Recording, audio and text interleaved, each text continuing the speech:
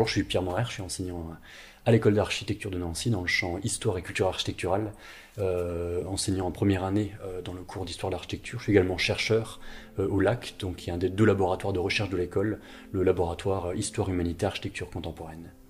Donc, dans le cursus d'architecture, il y a plusieurs enseignements d'histoire de l'architecture. Et donc en première année, ces enseignements d'histoire de l'architecture se concentrent en fait sur une période entre l'Antiquité et le Moyen-Âge, le XVe siècle, grosso modo, pour aborder en fait les principaux mouvements et les principaux édifices qui ont pu être construits durant ces années, enfin ces siècles plus précisément.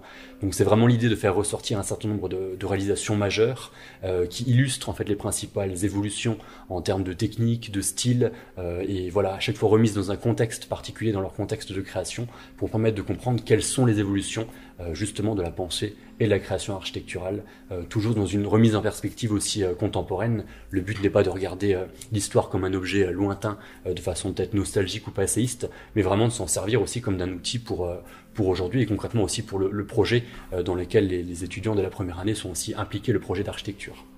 Alors de façon très concrète, en fait, l'enseignement d'histoire d'architecture se passe à travers des cours magistraux. Il y a 12 séances de cours magistraux qui sont dispensées, des cours d'1h30.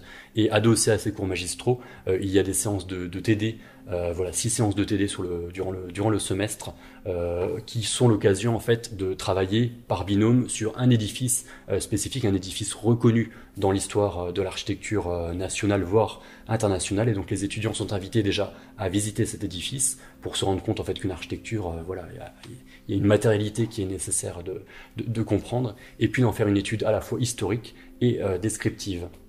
Dans l'enseignement d'histoire de l'architecture, il y a tout un aspect important qui concerne la description, et la description avec des termes spécifiques. Il y a un vocabulaire spécialisé qu'il faut petit à petit commencer à maîtriser, et donc l'apprentissage de ce vocabulaire se fait dans le cadre du cours bien évidemment, et est prolongé largement dans le cadre du TD, où les étudiants sont vraiment invités à décrire un édifice spécifique avec des termes les plus justes possibles.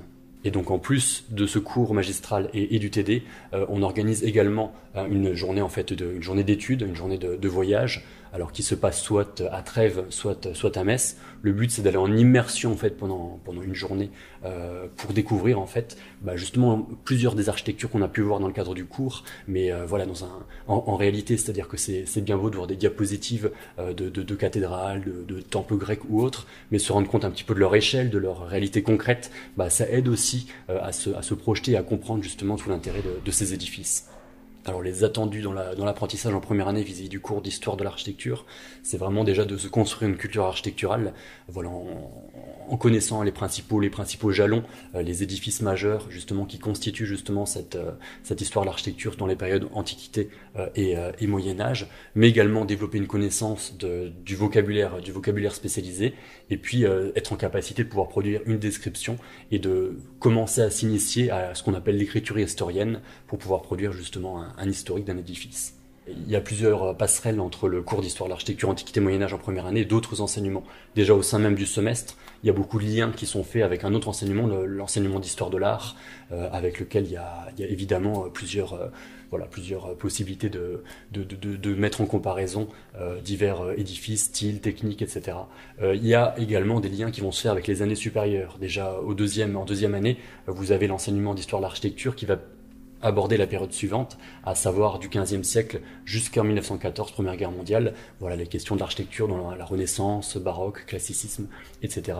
jusqu'à la Première Guerre mondiale. Et puis voilà, en troisième année, l'histoire de l'architecture, les cours s'intéresseront plus à la question de l'architecture du XXe siècle. Voilà, donc c'est vraiment une évolution, un cours qui est conçu en relation directe avec l'ensemble des collègues pour pouvoir faire justement des passerelles, des échanges, conçu de façon globale, en lien également avec l'enseignement de projet, bien évidemment.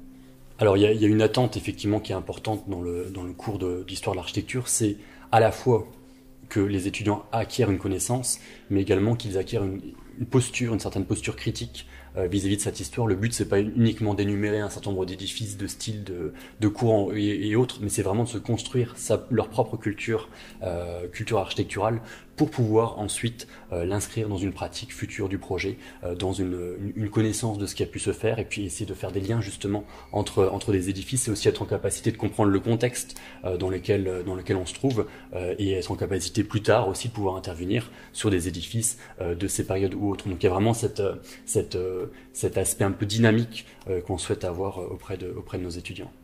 En fait, tout architecte, toute personne qui va construire un édifice ne part pas d'un contexte ex nihilo. On s'inscrit toujours dans une ville, on s'inscrit toujours dans un contexte aussi professionnel avec des personnes qui nous ont précédés. Et donc, il est toujours important de savoir d'où on part pour savoir vers où on va pouvoir aller, et aussi pour pouvoir se libérer de certaines contraintes du passé.